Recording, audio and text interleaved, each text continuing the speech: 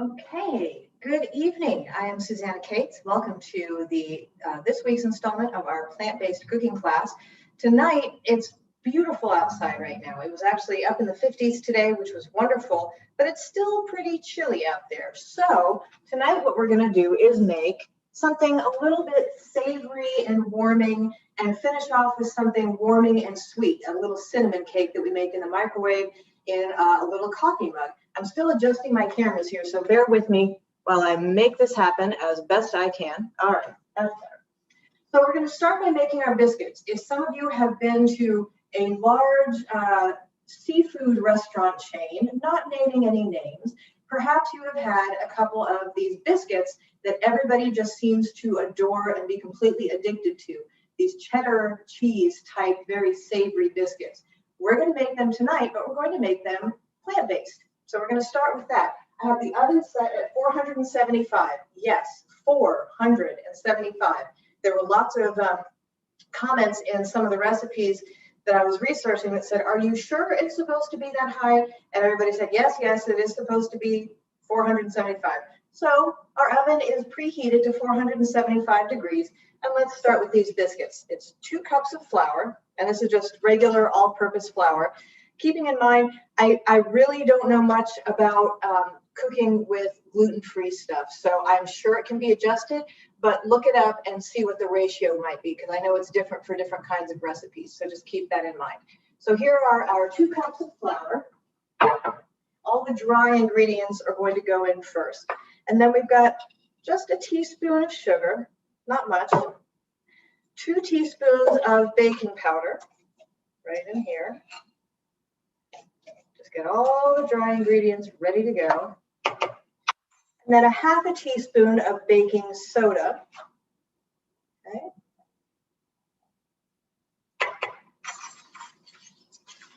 All that aside. And then here we've got our spice mix. So this is everybody's favorite Old Bay seasoning. It's a wonderful seasoning for seafood if you're doing seafood if you're not vegan and you're making shrimp or fish, or it's even good on lobster. But the flavor of it is really good even if you're not eating any meat or seafood. It's one of, what is it? Utz Potato Chips makes potato chips that have this Old Bay seasoning on them. I love them. I think they're great. And they're also in these biscuits. So this is a heaping helping. I think it's 2 or 3 teaspoons of Old Bay. Check the recipe. And then an equal amount. The recipe doesn't say equal amount, but I do love garlic so much. So it's, for me, it's an equal amount of granulated garlic powder, and a little bit of salt, just a good healthy pinch of salt. So these are all the dry ingredients. And we're going to mix the dry ingredients together first so we know that they're incorporated. You especially want to do that when you have leavening agents like baking soda or baking powder, just to make sure it really gets in there, and that way they will cook evenly. So I'm going to get all this stuff out of the way. And now let's talk about the wet ingredients. So this is a stick of butter, 8 tablespoons of butter, which makes a 1/2 cup liquid. What we're going to do here is we're going to make a plant-based buttermilk. So I have some oat milk here, just plain old, not flavored, not sweetened oat milk. And I'm going to add a cup right into this melted vegan butter. And one of the distinctive qualities of buttermilk is that it's a little bit sour and it has a little bit deeper of a texture. So you can add any kind of acidic food to it to really pump that up. You can use vinegar, but for this recipe, the lemon is what goes best with those kinds of seafood flavors. This lemon is huge, so I'm going to cut it down a little bit and squeeze in about the equivalent of a tablespoon. This is 1/4 of a very, very large lemon. So we're going to squeeze that in there. And that is going to help that plant milk will curdle just the exact same way as if you were to put lemon juice or vinegar into cow's milk or goat's milk or any other kind of animal-based milk. We're going to let it sit there for just a minute so that lemon juice really sinks in there with the oil and the butter, the plant-based butter. And I'm going to show you the final ingredient for this before it goes in the oven is going to be the plant-based cheese. So I had 2 different kinds in there, a little teeny bit left over of one and another bag of a different kind. This is the kind I've been using is called BioLife, and it's really good. I've used it in the buffalo mac and not cheese casserole that we made some months ago, and it worked out pretty well. The other brand, which I've just started trying, is the Miyoko's brand. I love their butter, and it turns out I love their shredded cheese too. It was, it's good enough so that when I first got it, I really wanted to try it. And I don't recommend usually eating plant-based or vegan cheese like right out of the container, but I actually tried just a little finger's full of the Miyoko's plant-based cheddar, and it was really good just straight out of the bag. It tasted like cheese, which was a nice change. So highly recommend both if you can find them. And this stuff, by the way, is getting easier and easier to find. A lot of people are moving kind of slowly, or at least partially, to vegetarian or vegan lifestyles and finding that it works out well for them. So if you're looking for these things in your grocery stores, they're getting easier and easier to find. And they've got it, but the hard thing is sometimes they're in the produce section, like with the organic stuff and the tofu and the other meat substitutes. Sometimes they're in the dairy section. Sometimes you have to just kind of wander all over and try and find where the plant-based substitutes are. But keep looking because it's worth it. So we're going to add the liquid ingredients all at once, and you might not be able to see it, but it actually did kind of curdle a little bit, just the way you would want with buttermilk, and we're just barely going to stir it. If there are still some little stripes of unmixed flour in here by the time we get some of this liquid worked in, that's absolutely fine, because what you don't want is an overworked biscuit dough. That's true when you're making non-plant-based biscuits, and it's true if you're making the plant-based ones. So I've just barely got this mixed together. I'll show you what it looks like. We're going to add the cheese, that plant-based cheese in there, and just fold it in. So when you fold something, by the way, it's like you're drawing a line down the center and literally just folding it over. The reason that you do it this way is because if you have something, if you are not a vegan cook and you're making like an angel food cake, for example, something with lots and lots of egg whites, you don't want them to collapse. They're very fragile. Or if you're making something that's activated by the baking soda and the lemon juice or vinegar or whatever other acidic ingredient is there, that is also a little bit fragile. So once you fold it in just like that, you give it a turn, and exactly the same thing. You kind of draw a line down the center and fold that batter over. Just very carefully incorporating another ingredient into what you've already got. So this works for solid ingredients like this cheese. There's a lot of cheese. This is good. And it also works for things like if you are still cooking with animal products, this is what you want to do when you're folding in egg whites. And if you're using aquafaba is that bean liquid that you can whip up just the same way you whip up egg whites, you would do it this way too. So I'm done. It is very hard for me, by the way. I am somebody who likes to make sure that things are completely and thoroughly fixed up. And so if I don't stir it up so it's all the way done, it makes me very anxious. But I know, because I have tried and failed many times to make biscuits before, I know you have to leave them alone as soon as they reach a certain point, and they're at that point. So I have our baking sheet here, and it's covered with parchment paper. And I have a 1/4 cup measure. I'm going to spray just a little bit of nonstick spray into this 1/4 cup measure so that when I very gently scoop out these drop biscuits, it pops right out. You didn't see that, some of you. So just get it in there, not overhandle it, bloop, just pop right out.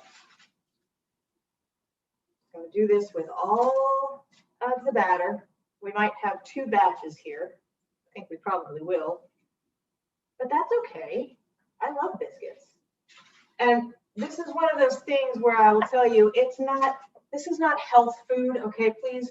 I know you know that, but I'm just reminding you, this is better for you than making biscuits with butter and milk and cheese, but it's not necessarily good for you, these things. But every once in a while, it's nice to have a biscuit.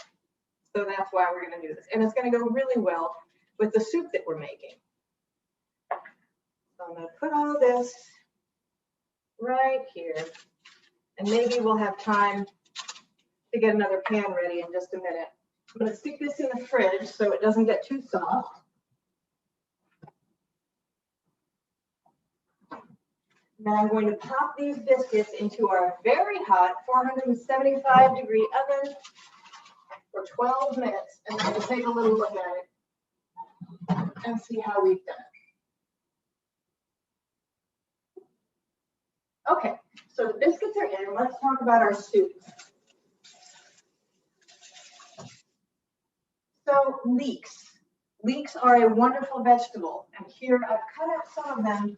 But I wanted to show you, they're a wonderful vegetable, but they're a little bit high maintenance when it comes to cutting them up and using them. Here is a leek. It is a beautiful leek, peeking through it right here. But you have to be very careful. Leeks are grown in very muddy, sandy soil. And so when you get hold of them, they have not been cleaned. They're still just in their natural, uncleaned, right out of the ground state. So most of this green stuff, I'm going to cut off, and except for the very inner leaves, I'm going to get rid of these because they're too tough and not very flavorful, so I'm not going to save them for soup. However, the inner leaves, like these, that are a little softer and a little bit more fragrant and flavorful, they go in my scrap bag along with all the other stuff that I have chopped up today. And I'm going to do the same thing with these top leaves here. So to cook with, you really only want the white and the very pale green part. This other stuff, it tastes good, but it is too tough to try and cook with in that way. But what you can do and what you should do when you trim them off is put them in your freezer scrap bag, put them in your freezer, and then you can make a big pot of stock with all the other scraps that I know that you have been saving. So there's that. Trim off the root end right there. And now for washing. I know you can't see at the sink very well, but I'm going to show you here before I go over to the sink and actually wash it. You cut it lengthwise in half like that, and then you hold it under running water, and the layers, you can flip them on either side just like a book. So when you're running water through it, if you flip through those layers, it'll get all in there, okay? And it'll rinse out any kind of sand or mud or anything else that's in there. So the same thing, both sides, cut lengthwise, and just flip the layers like you're flipping the pages of a book. Make sure you're getting underneath every layer, and that will prevent your soup or whatever else you're making from your leeks from having grit and sand in there, which is really not a very pleasant sensation. So once you have them rinsed off and cleaned, just slice them crosswise, just like that. And actually, before I slice up this second piece, I'm going to go ahead and get my pan turned on warm. We're going to turn it to just slightly under medium. And we're going to add a tablespoon and a half of plant-based butter and about a tablespoon of olive oil to the bottom of the pan. We're going to let that melt while we deal with the rest of this leek. Also in here are 2 more leeks that I sliced up earlier, and about half of an onion, very finely chopped. So leeks have a flavor a little bit like a scallion, a little bit like an onion. It's in that same family of flavors, but it's much more delicate and much more subtle, and it goes really beautifully with potatoes in particular, and a lot of other soups and stews. And you can, they're also wonderful if you fry them so that they get a little bit crispy and then sprinkle them on top of something. They're good in shepherd's pie or pot pie. They're very savory and very delicate. I highly recommend them when they're in season, and they should be in season right about now. So our butter and our oil are already starting to get nice and bubbly in here. I'm going to add the onions and the leeks and cook those down for a while. because that's where we get all of that good flavor. And I will tell you while they're cooking, one of the things I'm going to do once these onions and leeks are cooked, and they get just a little tiny bit crispy, I'm going to pinch back just a little tiny bit of the fried up, cooked through leeks and onions, because that's going to be a garnish for my bowl of soup. In addition to that, here's the thing. I am going to treat this soup kind of the way I would treat a baked potato, like an everything or a loaded baked potato. So we've got some good onion flavors, and they'll be not really crispy, but they will be very flavorful. So we're going to have that. We have this really good dairy-free sour cream. I'm very impressed with this stuff. This is the Forager Project brand of plant-based sour cream. And it is actually made with probiotics. So it's got that really tangy flavor. And it's also much, much better for you than a lot of the other kind of substitute sour creams that I've seen on the market. So that's what I'm going to do. Once we get this soup made, I'm going to get the bowl of soup. I'm going to put a little dollop of this plant-based sour cream on there. Maybe just a little tiny sprinkle of some of that shredded plant-based cheddar that I have in there. And fried leeks. The other thing I'm going to do, when this soup is cooking, I'm going to add just the ittiest bittiest drop or two of liquid smoke. Because if you like having potato soup that has ham or bacon in there, the liquid smoke is going to give you kind of that same sensation without actually having any meat in it at all. And I was a little concerned. You know, one of the first things I bought when I started the plant-based diet was a bottle of liquid smoke. And then I thought about it, and I thought, is that really something I want? Is this chemicals? What is this? It turns out that liquid smoke is made by burning a piece of fragrant wood, such as hickory or some other kind of smoke or wood that's often used for barbecuing or smoking food. They burn that, and then they condense the smoke and the steam that rises up from that burning wood. And as it condenses, the water, the liquid that runs down the condensing unit, that's your liquid. It is actually liquid smoke. It's not water or liquid that is flavored with chemicals to taste like that. It's actually liquid smoke. I was super impressed and also pretty happy because I do like the flavor that it lends to some of these plant-based things that some of us might be used to having with more of a meat flavor in them. And this might be one of those things for you. So our leeks and our onions are cooking up really nicely. The green parts of the leeks are turning nice, bright green. I'm going to crank up the heat just a touch. And I'm going to go ahead and get a second cookie sheet prepared, a baking sheet prepared for our biscuits, because they're going to be done in just 5 minutes. So we've got plenty of time to cook up another batch. So let me get this lined with some parchment paper. Parchment paper, by the way, has been such a time saver because I don't find myself really greasing up pans that much anymore. I just use a parchment and it's much faster. Okay, we are going gangbusters here with the onions and the leeks. I really do wish somebody would invent smell-o-vision for these cooking classes. My whole kitchen smells like fresh cheese biscuits down here and the leeks going on up here. It's magnificent. I wish you were here. The other thing I want to tell you about this potato leek soup is about the potatoes I'm using. So I have 2 regular Idaho russets in here, but I also decided to change it up just a teeny tiny bit and make that third potato a sweet potato because I like the slight sweetness that it adds. It's not super heavy in its flavoring, but it adds just a little bit of note of sweetness and color and just a slight difference in flavor. And I think it adds to the richness. The other thing you'll notice is I have these being stored in water. If you cut up potatoes, white or yellow potatoes in particular, and let them sit out in the air, they'll tend to turn kind of a nasty pinkish brown color. If you put them in water, they won't do that. So here's what I'm going to take. Just a few of these beautiful bright green leek tubs and set them aside so that I can use them on the top of the soup later. Not too many because I really want the leek flavor to be in the soup, not on top of it. but just enough to liven up the color a little bit. And the next thing I'm going to do is drain my Idaho and sweet potatoes, get all the water out. Okay, without dumping all the potatoes in the sink. Add those in, crank up the heat. And I'm also going to add 3 cloves of garlic that have been minced up. Okay.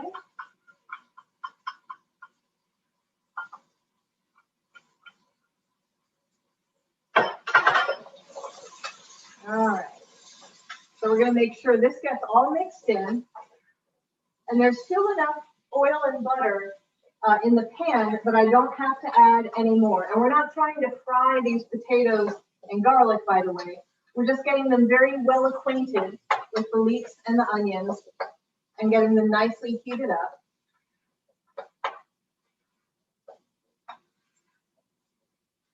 Nice and warm.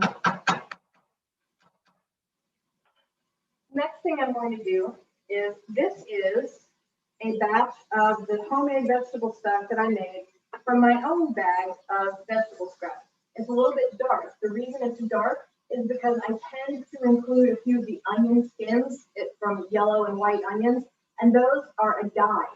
So they actually make it a little bit darker and flavor a little bit more strongly with onions. This is a batch that tastes mostly like mushrooms. I had a lot of mushroom pieces in here. So you've got a lot of good mushroom flavor, a lot of onion flavor, and then it's kind of balanced out by all of the carrot peelings and the ends that I had going in there as well, and then there's a few other random things. But it's a relatively mild batch, and it blends well with a lot of other flavors. I've already made one soup out of this batch, and then every batch is different. So next time, who knows? But this time, pretty neutral. I know it looks very dark, but it'll blend well with the other stuff that's going on in there. So this is about 3 cups. I'm going to go ahead and dump the whole thing right here on top of the mushrooms and onions and potatoes, not the mushrooms, the onions, the leeks, and potatoes. I'm going to keep the heat up high because we want it to come up to a simmer and cook all those nice vegetables just a little bit more. So we're going to cook this until the potatoes are soft. We're going to let it come up to a boil and then bring it down to a simmer. In the meantime, let's see how our biscuits look. And maybe even get another batch in there. Oh my goodness me. I am telling you, if you saw a basket full of these, you would be ready to go. So the last step for the biscuits is, of course, to get them on the cooling rack. Oh my, they're so fluffy and hot. Hooray. Okay. Oh my goodness, they are just bursting apart. They're so fluffy. I cannot wait. They're hot as anything. It's just as well that I have to wait because they're too hot. I'm going to set the cooling rack on top of the baking sheet because what I have here, let me move this so you can see what I'm doing.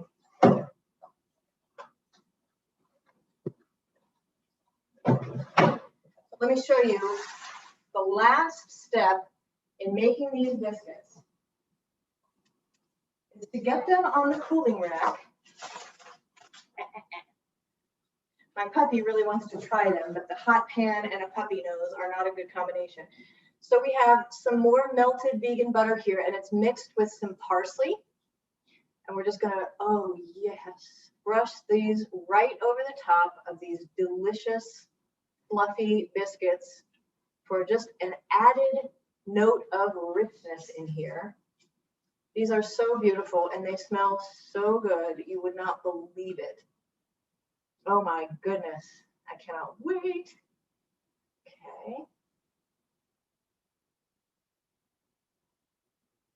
And we still have plenty enough batter and butter to make another batch. So as soon as I am done buttering my biscuits, I believe I'm going to make another batch going because I think that if you make these and you don't put the butter on them after they're out of the oven, I would bet you that they freeze very well. I'm gonna find out. So there is our first batch of biscuits. Set those over there so they can continue cooling off. And let's check on our soup. So we're coming to a good simmer here. That's right where we want to keep it for a few minutes. Let's get out the rest of our biscuit batter, shall we? Because I do not want to let any of this go to waste. I might have to sneak one before the soup is ready. Just telling you right now. So, and 12 minutes at 475 looks to be just about perfect. They felt as though they were done on the inside and out. There's only really one way to tell. But I don't know if I should do that before the soup is ready. You know, you're not, although at the restaurant that I'm thinking of, they're kind of served as appetizers, aren't they, those biscuits? I could probably have one before my meal.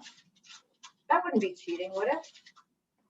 I'm trying to place the last of these biscuits on the parchment paper because this parchment paper wants to run away from me, and I do not want that to happen. So pardon me as I just scoop out the last little bit here. Over there.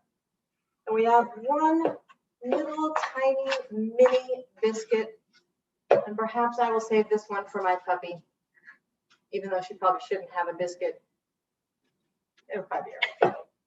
All right, so here is the second batch. So that makes 2, 4, 6, 8, 10, 12, a baker's dozen. We have 13, hopefully delightful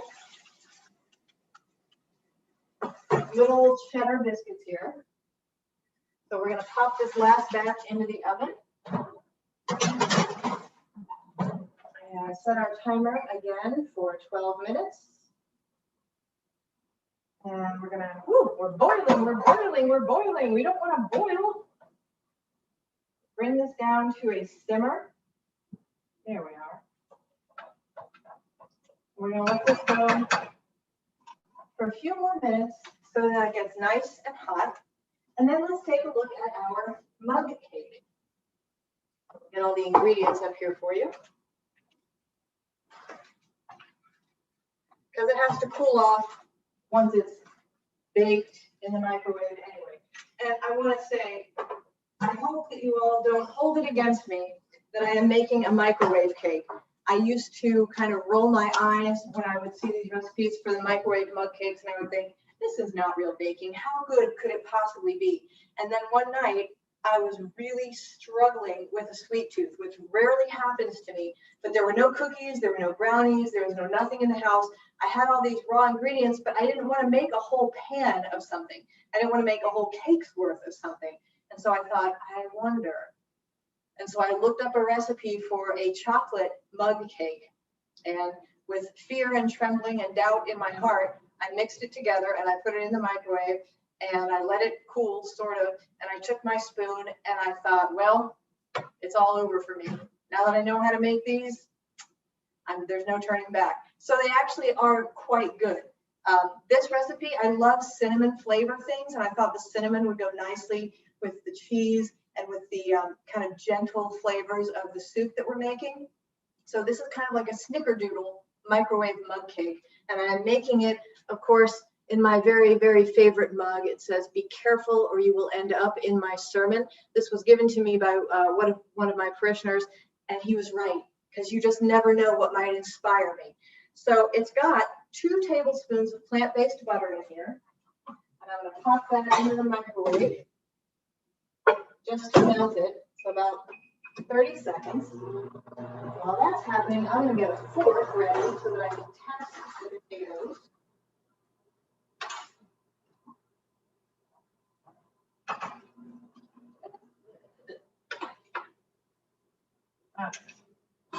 We're in good shape, boys. Once this comes out,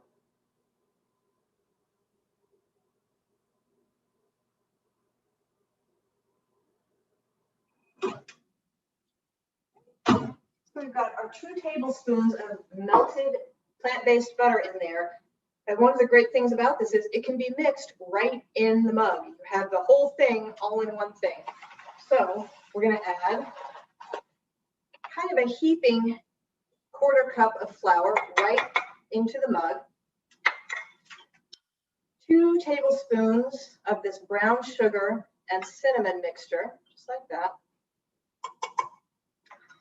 1 tablespoon of vanilla.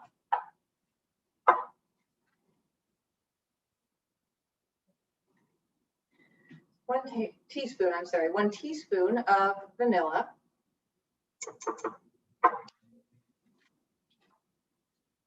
And 1/4 cup of coconut milk. You can also use any other kind of plant-based milk. I do like using coconut milk because it is very rich. And we're going to be using that in the potato soup also because it gives such a nice texture to things. And I know it seems odd to be using it in both the soup and the dessert, but the coconut milk, the canned coconut milk like this, has a very mild taste. So no worries there. So right here, right in the mug, I'm mixing the batter together. Ooh, it smells wonderful. It smells very vanilla-y and cinnamon-y. Okay. And this you can mix very thoroughly. It's not like the biscuits where you don't want to overwork it. You don't want to develop the gluten in this dough, but it's such a small amount, I doubt you will. A few lumps are okay, but you do want to mix it pretty thoroughly and make sure it's off the sides and off the bottom so you didn't miss any.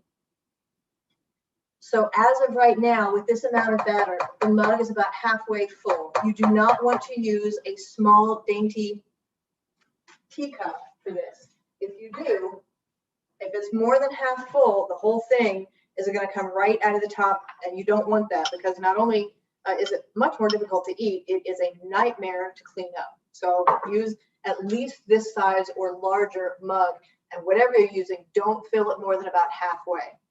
So I'm going to sprinkle a little bit more of the cinnamon sugar on the top as the topping, and then into the microwave for 1.5 minutes. Let's see.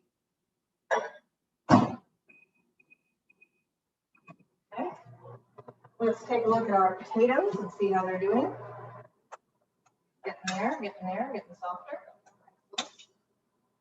Almost there on the potatoes. Oh, I almost forgot to add the liquid smoke, our bacon, to go with our potato soup. Let's do that.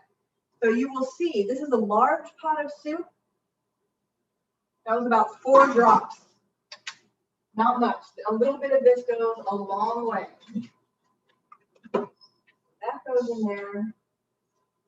Stir it up. Oh, it smells so good. Can't wait. Okay, there's that. Pulling right here. I can't stand it. I have to try a biscuit. They just look so good. They really do look like those restaurant style biscuits. You wouldn't believe it. They've even got that nice little shine and a little flecks of parsley on the top. Let's see how they look when they break open. Ooh, look how fluffy. Look how fluffy and light they are. I can't get over it.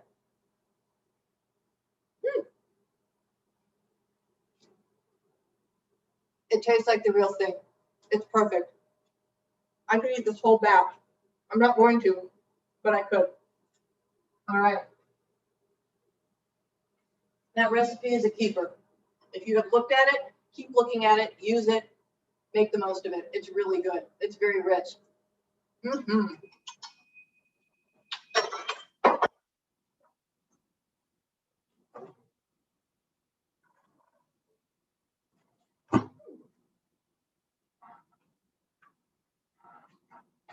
All right, there's our cake. It's fluffed up a little bit under the rim there. So we're supposed to let it sit for a couple of minutes. What we're going to do.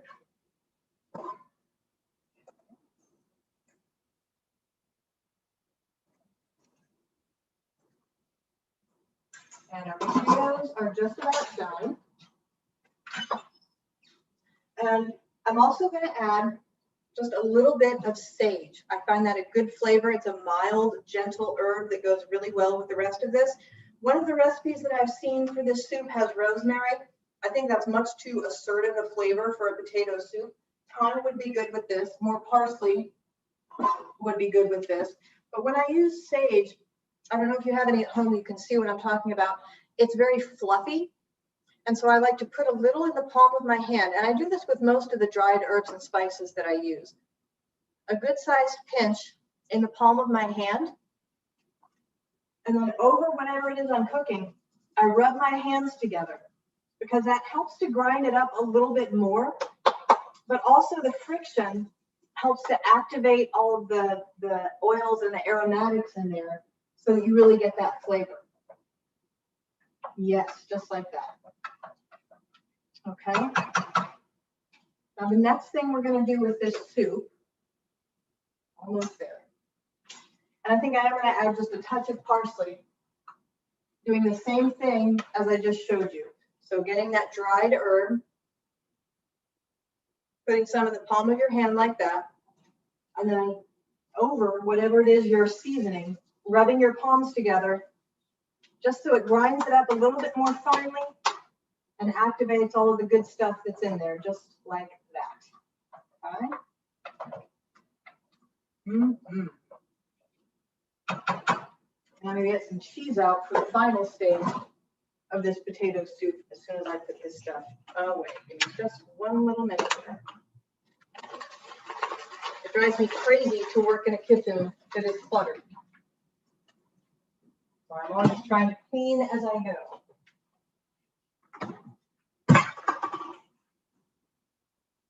And at least all of the mess is confined to the sink this way and not the rest of the kitchen. Okay. Here, excuse me 1 second.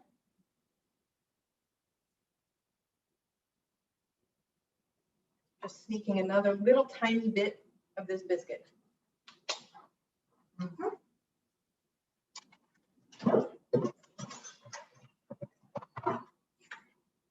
Mm-hmm. Mm-hmm. So the next thing I'm going to do, now that these potatoes are just about done, I'm going to turn it off the heat. We don't want open flame combined with an immersion blender. And I'm going to take this immersion blender, my favorite gadget, I love it so much, get it ready to go. And I'm going to blend right in the soup pot. So we have the leeks and the garlic and the onions, regular potatoes, sweet potatoes, the stock, and the spices that we've added. Make sure I can scrape down the side. Actually, regular. So remember, don't put it in there when it's already going. Put it in there first, and then get it going. So this is what's going to help give it a very thick and creamy texture. Is blending up all of the potatoes and making it nice and thick. That's also going to blend the flavors together really well.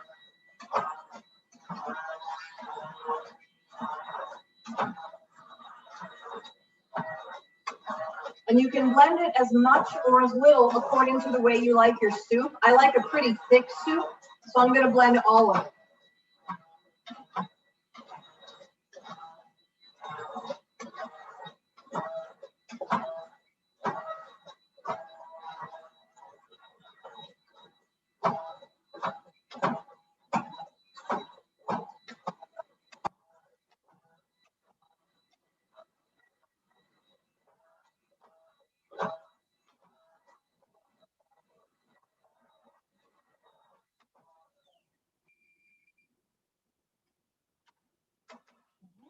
Almost done blending here, and then we'll get those biscuits out. When you're using this, make sure you stir a little bit so that you catch all of the larger chunks that might have escaped before, unless you want them in there. But you usually have to stir a little bit to drag them up from the bottom. Okay. Looking good.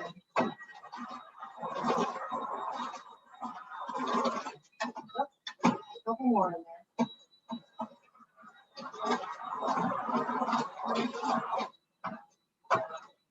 All right. Good job. It's this beautiful pale gold color from the sweet potatoes. It's really lovely. Let's rescue our biscuits. All these biscuits out of the way.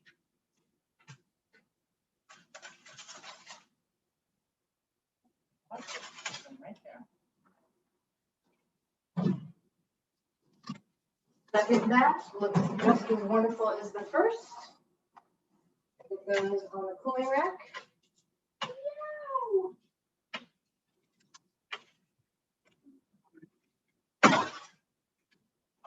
Okay.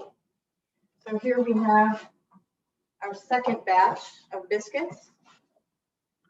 Going to do the same thing, paint them with a little bit of this plant-based butter and parsley mixed together. I am going to eat all of these, I swear. They smell amazing. Also, it's bread. I mean, what's not to like about hot cheese-flavored garlicky bread? Nothing. Okay. Beautiful. All right, so there are the biscuits, all hot and ready to go. Our soup is almost done. The last thing we need to do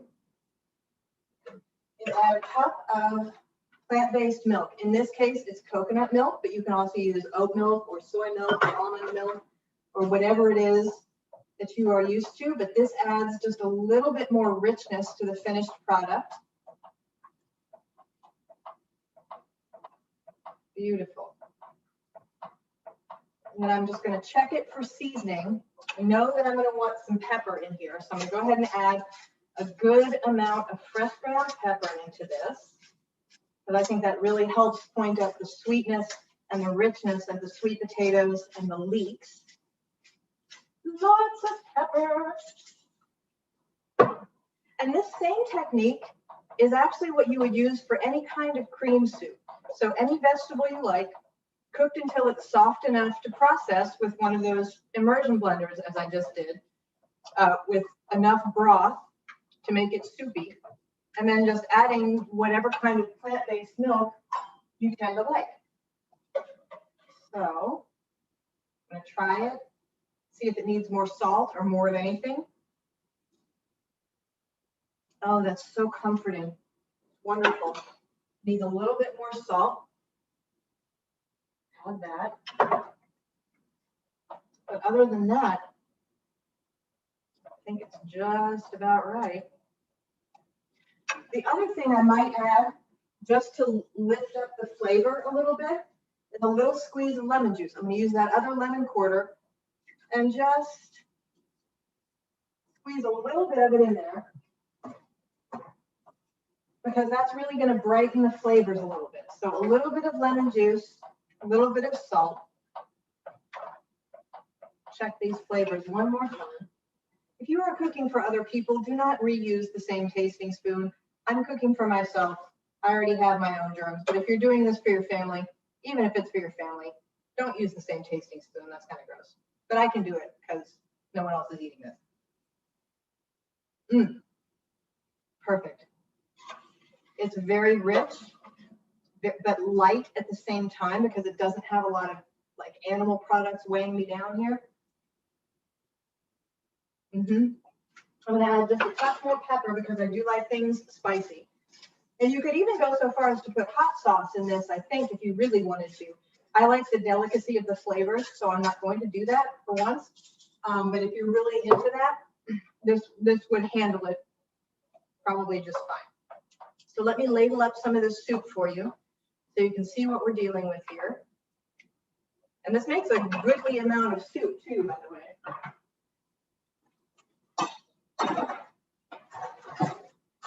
Here is my soup spoon. Here is my ladle. Let me show you, boys and girls, this beautiful, beautiful golden potato leek soup. I want 2 ladles worth. So you see how beautiful that is. And to finish it, I'm going to take a little dollop of our plant-based sour cream and just Put that right on the top, okay? And I'm going to take these leeks that we cooked earlier and kind of sprinkle those on top and around the sour cream. And I'm going to take just a little fingerful of this plant-based shredded cheese and do a little bit of that. Little plate for my big biscuit right here.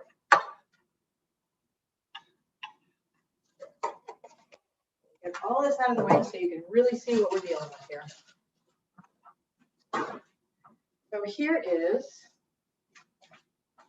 our very, well, you can't really see because I have to tilt, and unfortunately that kind of ruins the design, but you can see it's got the sour cream and the leeks and the cheese on the top, and it's got this beautiful big biscuit sitting right here.